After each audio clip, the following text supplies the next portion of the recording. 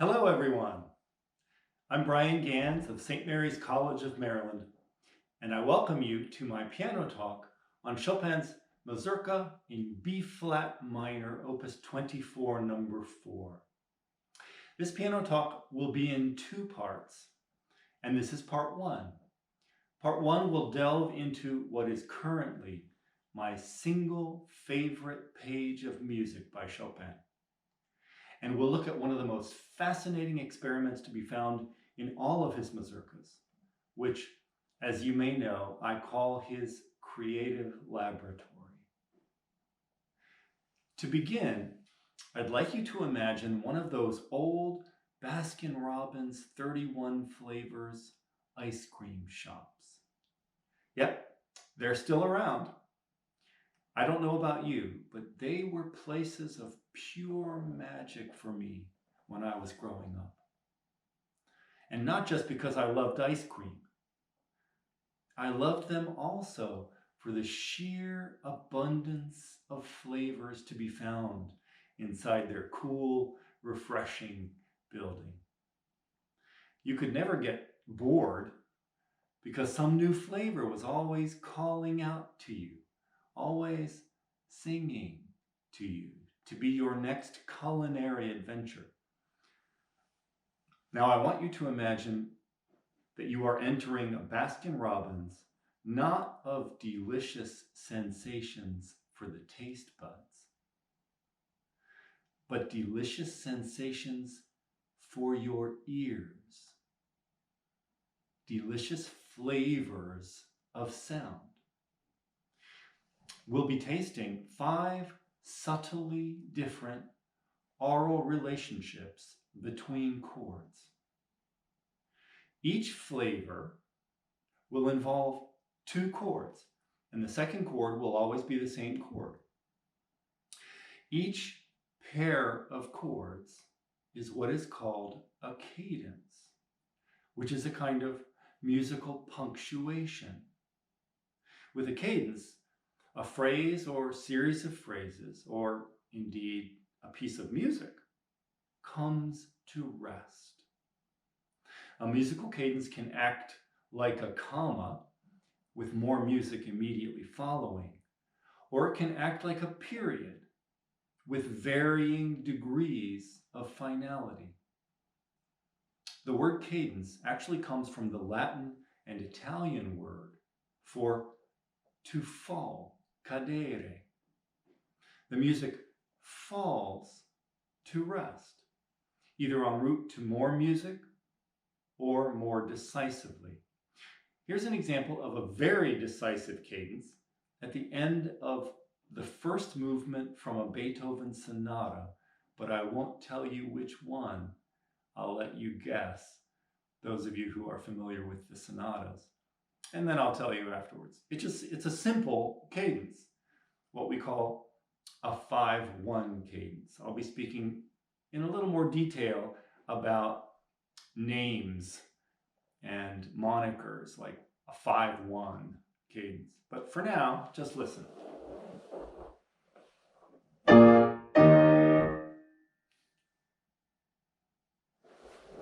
Those of you familiar with the Beethoven sonatas, that's in E-flat major. I'll give you a moment to think. You can even pause the video. It's Opus 31, number 3, this beautiful sonata. One of his most beautiful. So that very decisive cadence gives you an idea. It's truly a full stop cadence of music coming to rest. And it has a very strong flavor. One more time. Now here's a very quick tour through 3 classic cadences in an effort to convey their distinct flavors. So first we have an authentic cadence. That's the 5-1 cadence that we've already heard. How about this one?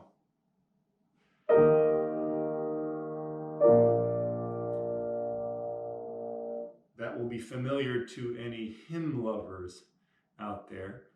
It's the so-called amen cadence, but musicians call it a plagal cadence or a 4/1 cadence. We'll go into some more detail about the numbers in a moment. But notice that the second chord in both cases is the same chord. It's a B flat major chord.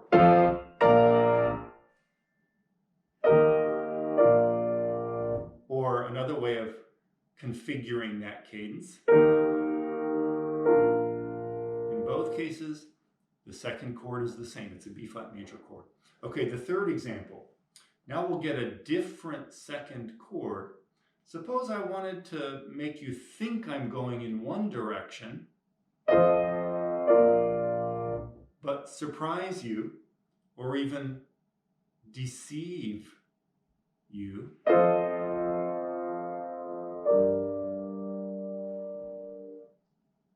Expressively deceive you in an effort to steer the music in some new expressive direction. And sure enough, that's called a deceptive cadence. So now you have three strongly differing cadential flavors. One last time. Authentic, plagal, deceptive.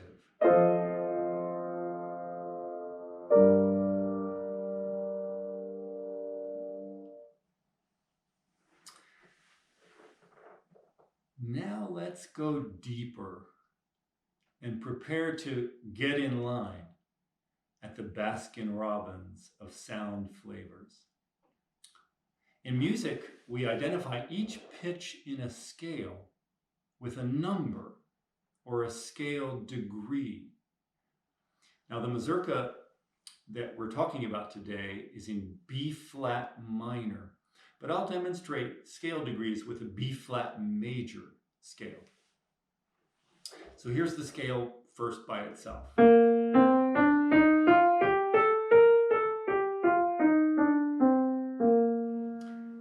And now I'll identify each scale degree. This is the first degree or tonic note, second degree or supertonic, third degree or mediant, fourth degree or subdominant. By the way, you don't have to memorize these. It's just to give you a sense of what we're talking about. The main thing is to listen and enjoy the sounds. That was the subdominant.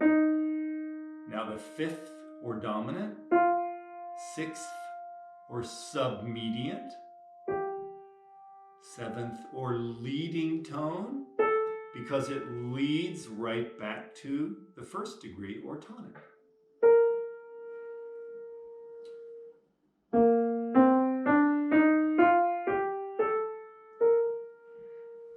Now I can build a chord on each of those scale degrees.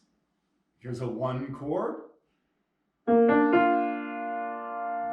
a 2 chord, a 3 chord,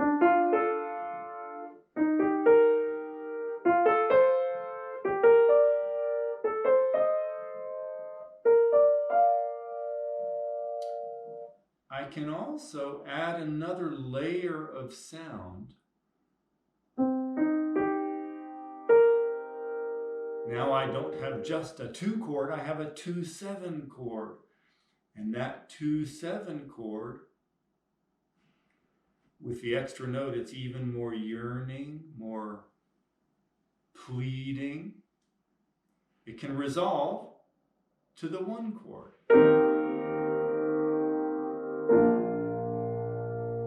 And that has a certain flavor. Very different flavor from... Suppose I play them both with the same kind of expressive impulse.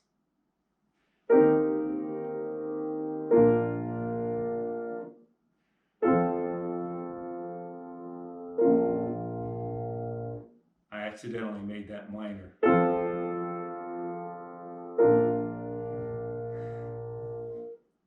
So each scale degree and the chord built on it can resolve to the one chord.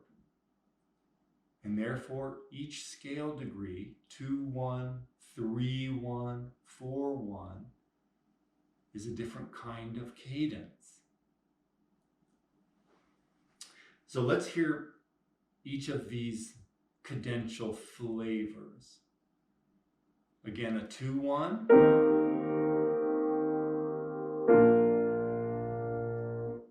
Here's a 3-1.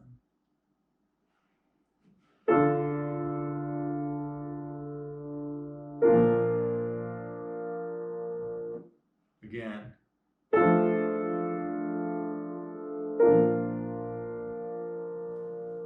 That's my current favorite. There's something almost unbearably sad about a 3-1 cadence.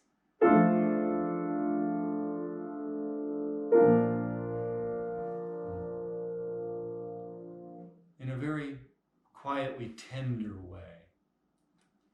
The 4-1 cadence, again, is the amen cadence, or plagal cadence.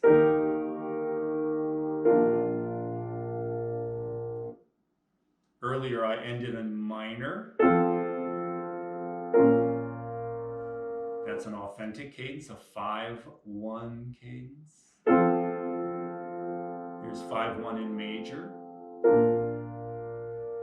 Let's go back to 4-1. Now we'll do it with something called mode mixture. The first chord is minor. The second chord major.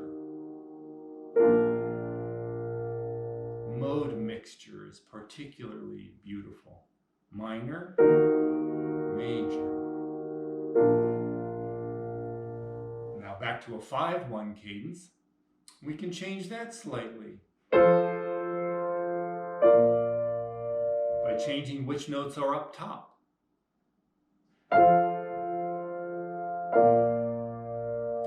But here's an interesting way to change the flavor of a 5-1 cadence, and that is to reach the bass note of the resolution on the tonic or one chord a little early. So instead of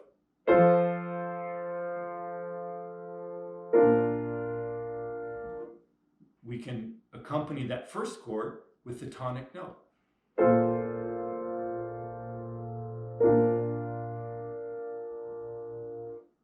I find that particularly beautiful as well, in a sort of piquant way.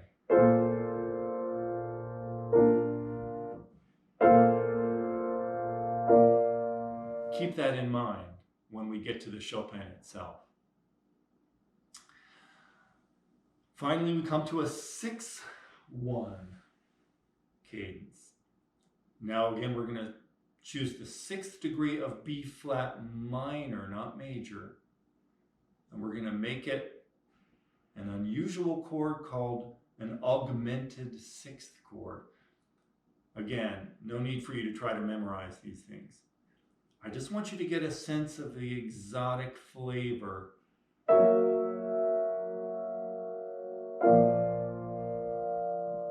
of the 6th degree augmented 6th chord resolving directly to the 1 chord. So quickly through these cadences: 2-1, 3-1, 4-1, 5-1, 6-1.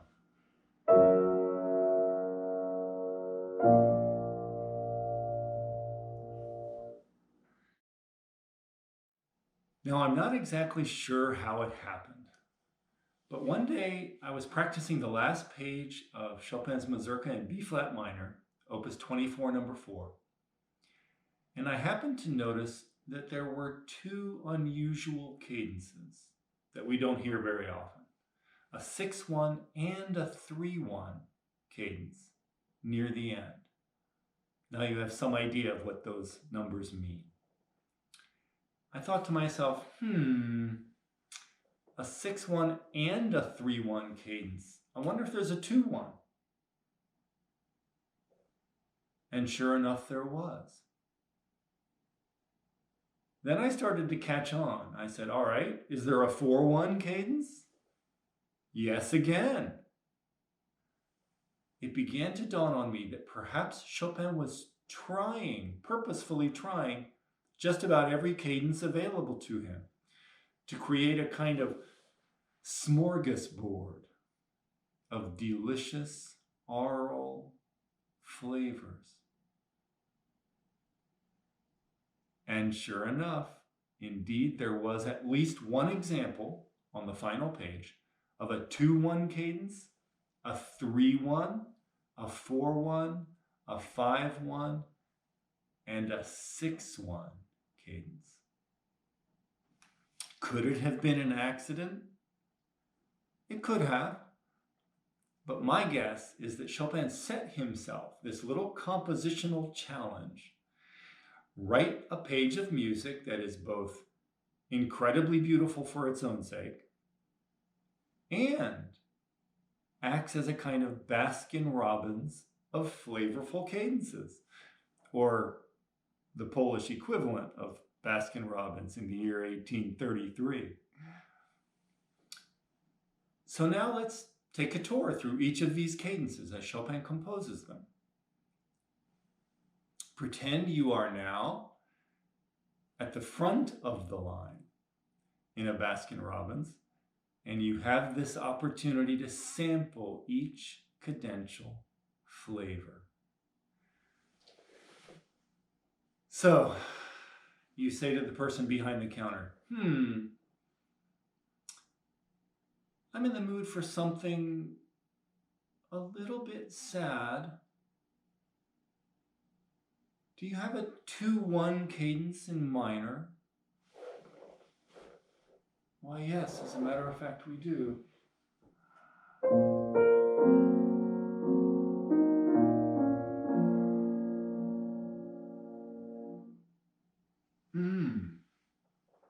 Not bad. I'm looking for something a little more poignant, though. How about a 3-1 cadence in major? Why, yes, we have that too. Try this.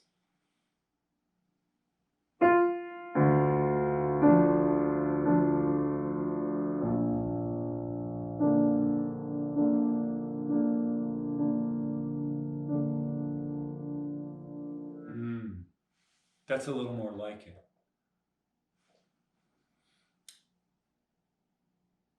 Let's try something with a little mode mixture on top. How about a 4-1 cadence with mode mixture? Why, yes, we have that too.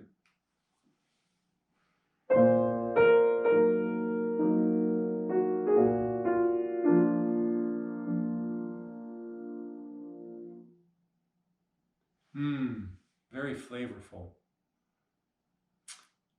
You know, I'd like to try a 5-1 cadence, but they're often so heavy. Do you have something a little lighter in 5-1? As a matter of fact, we have a 5-1 with the tonic note in the bass to really lighten it up. Now that sounds delicious.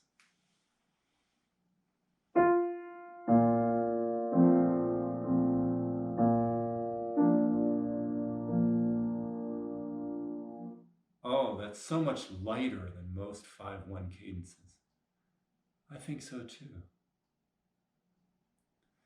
You know, before I leave, I'd like to try something a little exotic, really off the beaten track. How about this 6-1 cadence with an augmented 6th chord for a little extra exoticism? Let's try that.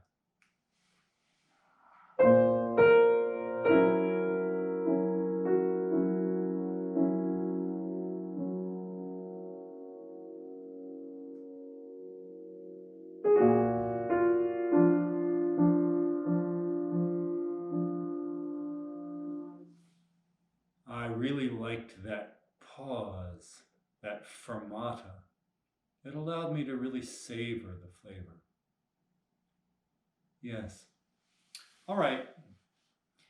I think I'll go back to the 2-1, or maybe, no. Let's go with the 3-1. That poignance really got me. Very good, sir. 3-1 it is.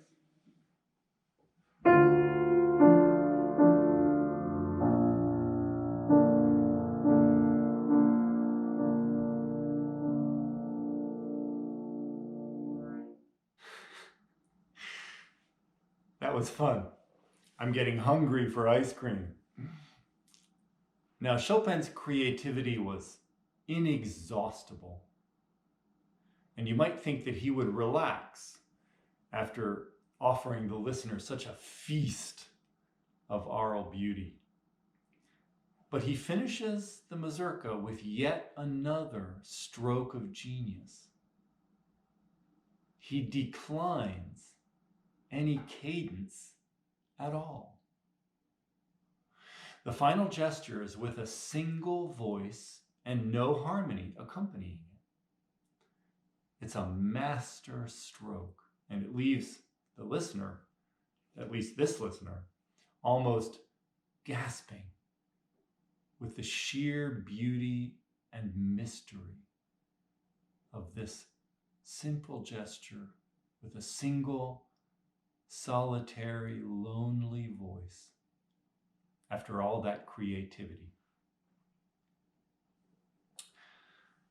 Okay, we've heard these beautiful cadences of Chopin out of context.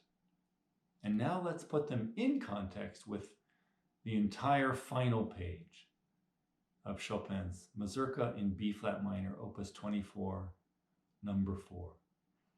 In my next piano talk, that is Piano Talk 3, Part 2, we'll look at other experiments he makes in this Mazurka, and then we'll hear the entire Mazurka.